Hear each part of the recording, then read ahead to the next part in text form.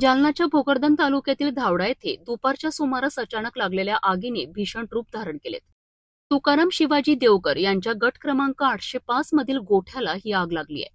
काही क्षणातच आगीने संपूर्ण गोठ्याला वेढा घातला. आगीच्या ज्वाळांनी शेजारील बाळाराम बोरमाडे यांच्या सुमारे 1 एकर ऊस शेतीलाही आपल्या विळख्यात घेतलेत. घटनास्थळावर मोठ्या प्रमाणात धूर निघताना पाहून ग्रामस्थ आणि शेजारील शेतकऱ्यांनी तत्काळ धाव घेतली. गणेश किटोबा बोरमाळे ऊस जळाला पाऊण एकर. काय का नंबर काय 804 पंचनामा झाला नाही. तरी नुकसान किती झालं? नुकसान 9-10 टन ऊस आहे. ते 10 टनाच्या वर ऊस.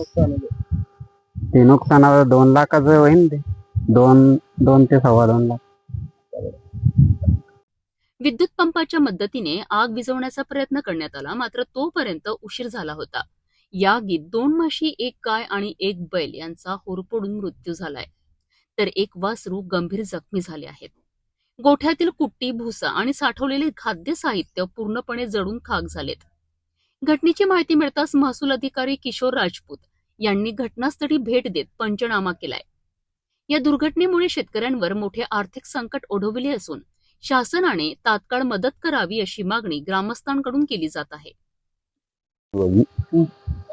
अमोल तुकाराम देवकर, गावडा. काय काय नुकसान झालं तुमचं? नुकसान 2 म्हशी, 1 गाय, 1 बैल. त्याच्यानंतर भूस जळालं पूर्ण. 30-40 चारल्या भूस होतं. पत्राचं शेड, पत्र. पंचनामाला कोण आला? तलाठी साहेब होते, पंचनाम्याचे पोलीस पाटील होते.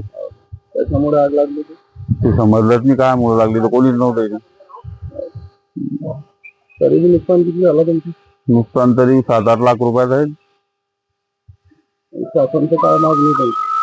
मागणी काय आता थोडीफार तरतूद व्हायला पाहिजे.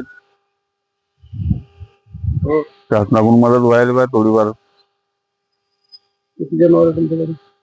जनावर आता भरपूर आहे, पण काही वाचलेले त्याच्यामध्ये.